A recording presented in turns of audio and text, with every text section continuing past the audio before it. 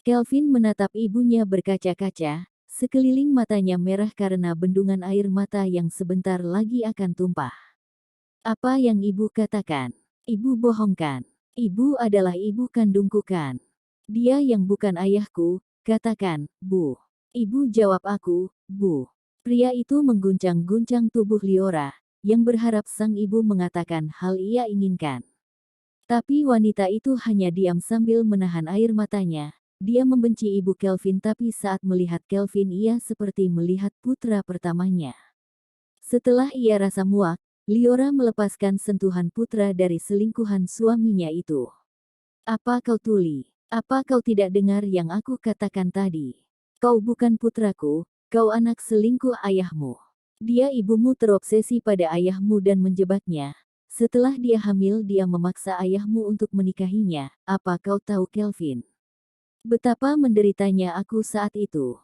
Dia selalu mengancam yang tidak-tidak pada keluarga kami. Itulah kenapa semua orang di sini membencimu. Itu karena kesalahan ibumu yang tidak tahu diri dan sekarang kau pun sama saja seperti ibumu. Aku benci padamu, aku muak denganmu, Kelvin.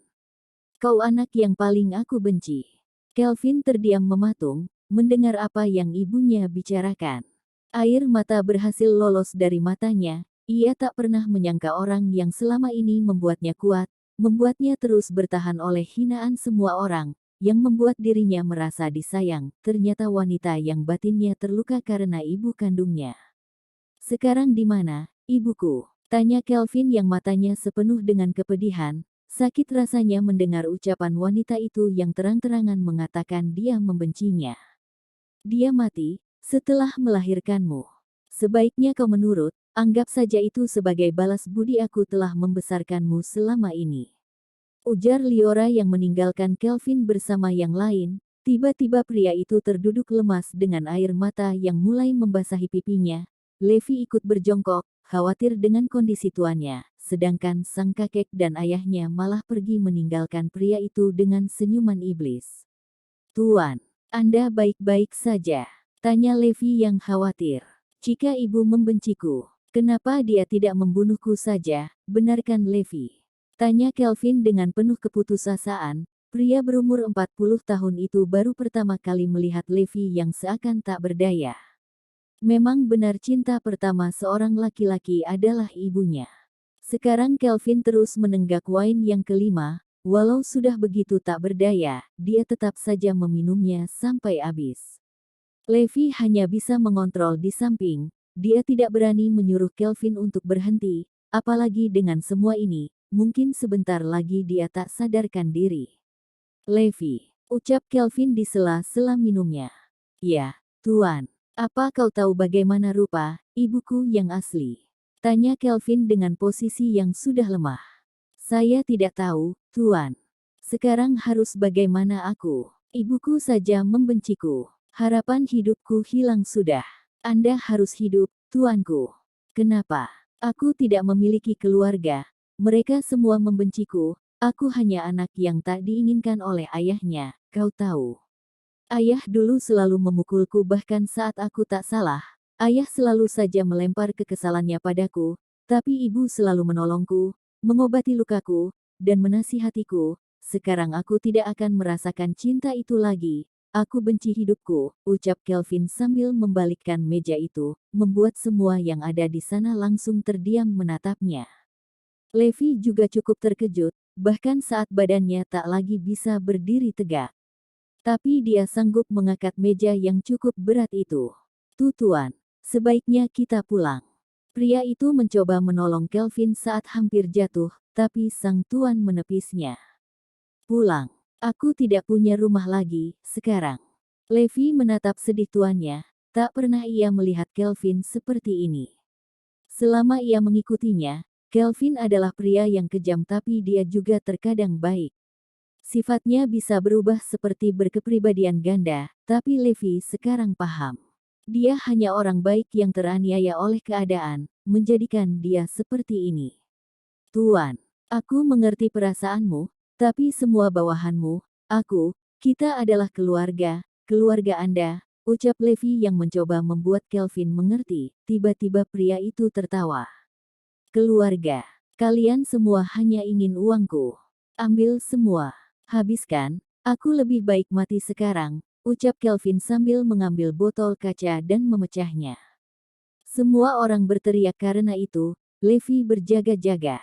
Ia tidak ingin uang Kelvin, dia ingin pria itu tetap memerintah, karena dia juga tak punya keluarga, dia juga hampir sama seperti tuannya. Tuan, aku mohon jangan lakukan hal gila. Kita adalah satu keluarga, Tuan. Semua orang yang kau bawa ke rumah Anda adalah orang yang tidak diinginkan, jika Anda tidak ada siapa yang akan mengatur kehidupan kami. Apa Anda akan membiarkan kamu berjalan tanpa arah seperti dulu? Tanya Levi dengan mata yang berkaca-kaca, masa lalunya juga cukup buruk untuk diceritakan. Kelvin melepaskan beling itu dan terdiam dengan mata yang kosong, hingga dia menatap Levi. Kita pulang. Pada akhirnya Levi bernafas lega, karena tuannya tak berbuat nekat. Ia pun membawa Kelvin ke mobil dan memberikan sejumlah uang pada pemilik tempat itu untuk mengatasi semua kekacauan. Sesampainya di rumah, Sofia langsung berlari menghampiri mereka. Dia sudah merasakan tak enak dan berlanjut dengan tuannya yang tak sadarkan diri di papah Levi. Ada apa dengan tuan? Tanya Sofia khawatir. Jangan cerita sekarang. Sebaiknya segera bawa dia ke kamar. Ujar Levi yang membuat Sofia membawa Kelvin. Sesampainya di kamar pria itu diletakkan dengan hati-hati, bau minuman yang entah apa itu menusuk aroma penciumannya, matanya juga sembab, apa yang terjadi? Tuan Levi, ada apa dengan Tuan? Tanya Sofia yang begitu khawatir. Lebih baik Anda jaga dia. Saya permisi dulu. Ujar Levi yang langsung pergi setelah menyisakan tanda tanya yang tiada akhir bagi Sofia. Pagi harinya Sofia bangun dengan Kelvin yang tertidur memeluknya dengan erat. Entah kenapa Sofia merasa sensasi hangat dari tubuh Kelvin. Ia pun memeriksa keningnya dan ternyata itu karena Kelvin demam. Tuan, Anda sakit. Saya akan panggil dokter, ucap Sofia yang ingin beranjak dari tempat tidur, tapi Kelvin malah memeluknya dengan lebih erat. Jangan pergi. Biarkan seperti ini sebentar. Ujar Kelvin yang matanya mulai terbuka. Terlihat wajahnya yang pucat membuat Sofia khawatir. Tuan, tapi wajah Anda pucat sekali, ucap gadis itu yang mulai panik. Tunggu sebentar. Aku ingin seperti ini dulu, ucap Kelvin mempererat pelukannya. Ia sangat risau tapi pria itu malah terdiam, seakan posisi itu adalah hal ternyaman yang Kelvin rasakan. Sofia memberanikan diri untuk mengelus kepala pria itu tapi rupanya tak ada penolak sama sekali. Tuan, apapun masalah Anda, apa yang Anda hadapi saat ini, aku turut sedih.